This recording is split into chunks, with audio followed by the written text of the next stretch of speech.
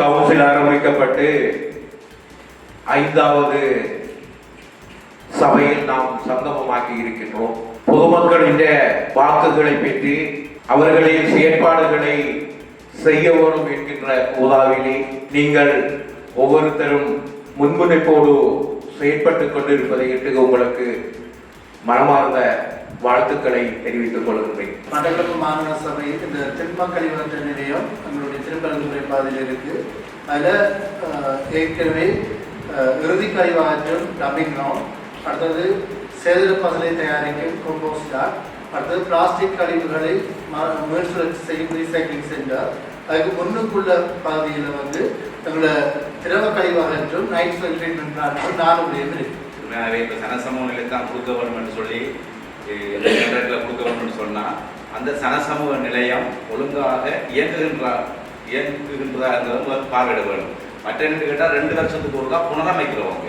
ஆனால் சில சமூக நிலையங்கள் அறிஞ்ச மட்டத்தில் ஒரு 7-8 வருஷமாக சென்று புனரமைக்காம ஒரே நபர் கண்ட்ரோலில் இருக்கிறதாகவும் சில குற்றப்பாடுகள் செயல்படுது. ஆகவே இது சரியான முறையில் புனரமைக்கப்படுகின்றதா இல்லையா, 2 லட்சத்துக்குள்ள புனரமைச்சிருக்காங்களா?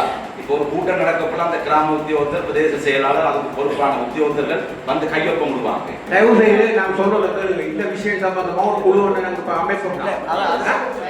முதல்ல சொல்லிதான் குழு அமைப்பது நல்ல விஷயம். ஆனா நீங்க டெண்டர் போடுறது தானே நோட்டீஸ் தந்துருக்கீங்க. டெண்டர் போடுறதுக்கு முதல் அப்ப நீங்க போடக்கூடாது. குழு அமைச்சு தீர்மானம் எடுத்ததுக்கு டெண்டர்ல போடலாம். வேணும்னு சொன்னா இதுல சில கடைகள் நீங்க அப்படி செய்வோம். நாங்கள் தான் சொல்றோம்.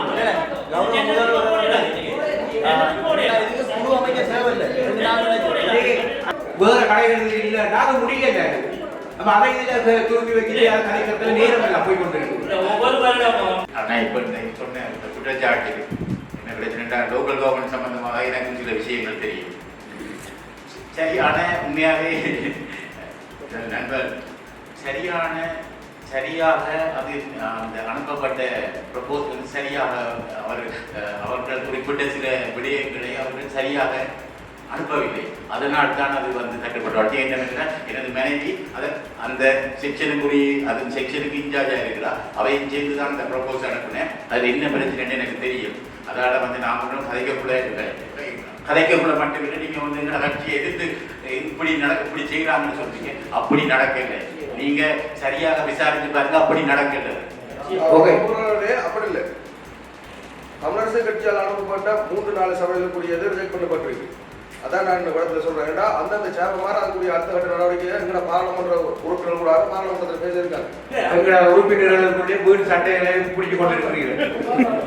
சரி, தொடர்ந்து நாங்கள் இந்த வட்டார ரீதியான வேலை திட்டங்கள் நாங்கள் முன்பு பாஸ் பண்ணி இருக்கிறோம். ஒவ்வொரு வட்டாரத்துக்கும் 2 மில்லியன் ரூபாய் செலவிலே வேலை திட்டங்களை செய்வதென்று நாங்கள் சொல்லியிருக்கிறோம். அந்த வகையிலே அந்த எங்களுக்கு கிடைத்த தகவல்கள், உறுப்பினர்கள் கௌரவ உறுப்பினர்கள் கோரிக்கைகள், பொதுமக்கள் அவர்களிடமிருந்த கோரிக்கைகளுக்கு அமைப்பாக ஷெட்யூல் பண்ணி வேலைக்குழுவிலே சமர்ப்பிக்கப்பட்டு ஒரு தீர்மானம் உங்களுக்கு வந்திருக்கிறோம். அந்த விடயங்களை நான் இப்பொழுது வாசிக்கிறேன். அதில் உங்களுக்கு உடன்பாடுகள் இல்லாத பட்சத்தில் நீங்கள் அதை தெரிவிக்கலாம் என்று நினைக்கிறேன். அந்த வகையில்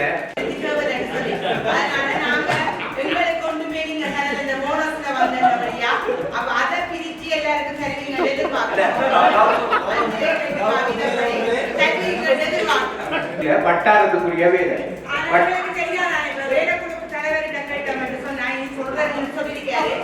அதுக்குரிய உரியாக்கள் மட்டும்தான் போய் நிற்கிறாங்க. பெண்களை ஒரு தலைவரையாவது கூப்பிடுறது செய்யவில்லை. ஆனா அரசாங்கம் உட்பட ஆளுநர் சொல்லியிருக்கிறாரு என்று சொன்னா எத்தனை மெம்பர்ஸ் இருக்கிறாங்களோ அத்தனை மெம்பர்ஸையும் சேர்த்து அதாவது அவங்களுக்கும் பிரித்து கொடுத்துதான் செயல்படுதலும். இருந்தா எல்லாருமே அதே வாக்கோட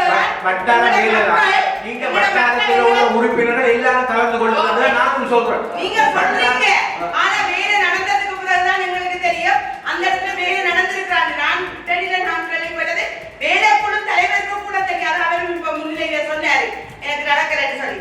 ஆனா ஆணையாளர் சொல்றாரு நீங்க எத்தனை பேர் இருக்கிறீங்களோ 34 உறுப்பினர்களுக்கும் அதை பிரித்து கொடுக்க வேண்டும் அல்லது எல்லாரையும் சேர்த்து செயல்படுத்த வேண்டும். 20 வட்டாரங்களையும் முதலாவது அமுதகளி வட்டாரம். அந்த அமுதகளி வட்டாரத்தின் வீதியின் பெயர் முருகன் கோவில் வீதி அல்லது வெளிச்சகுண்டு வீதி, அது ஒரு தார் வீதி. இதுல இன்னொரு ஒரு அறிவித்தல் உண்டு. இந்த 20 வட்டாரங்களுக்கு உள்ள வேலை திட்டங்கள்ல இந்த தார் வீதிகளை மட்டும்தான் மாநகர சபை ஆளணிகள் மாநகர சபை வளங்களை வைத்து சொப்பனிட்டு புனரமைப்பதற்காக பொருத்தப்பட்டுள்ளது. ஏனைய கொங்கிரீட் செய்வதற்குரிய ஆளணிகள் அந்த வசதிகள் எம்மிடம் இல்லாத காரணத்தினால் கொங்குரின் வீதிகள் கொங்குரின் வடிவான்கள் எல்லாம் அந்த சிபிஓ என்கிற அந்த நிறுவனங்களுக்கு தான் நாங்கள் அதை வழங்க இருக்கிறோம். அப்ப பரவலாக எல்லா வட்டாரத்திலையும் ஒரே நேரத்தில் அந்த வேலைகள் நடைபெறும் என்ற காரணத்தால் இந்த ஒரு தீர்மானத்துக்கு வேலை குழுவில் நாங்கள் தீர்மானித்து வந்திருக்கிறோம். அந்த வகையில் தார் வீதிகள் கொங்குரின் வீதிகள், இந்த தார் வீதிகளை மாநகர சபை ஆளணிகள் இதுகள் செய்கிறாங்க.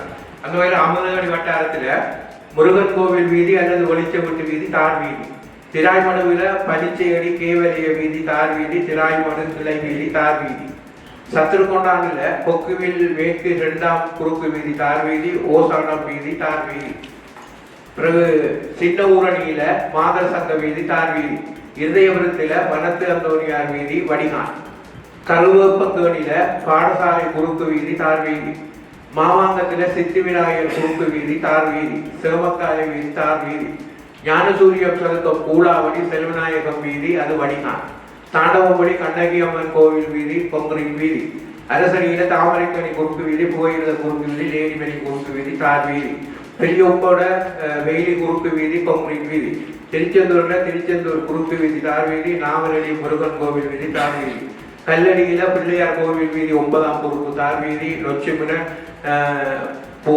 பூங்கா வீதி 3, 4ஆம் குறுக்கு வீதிகள் தார் வீதி, நாவக்குடா கடற்கரை குறுக்கு வீதி கொங்குரின் வீதி, படுகாட்டார் குறுக்கு வீதி தார் வீதி, மஞ்சத்தொழுவாய் பாடசாலை வீதி வடிகான், புளியந்தீவு மத்திய அதிகார் வீதி குறுக்கு வடிகான்,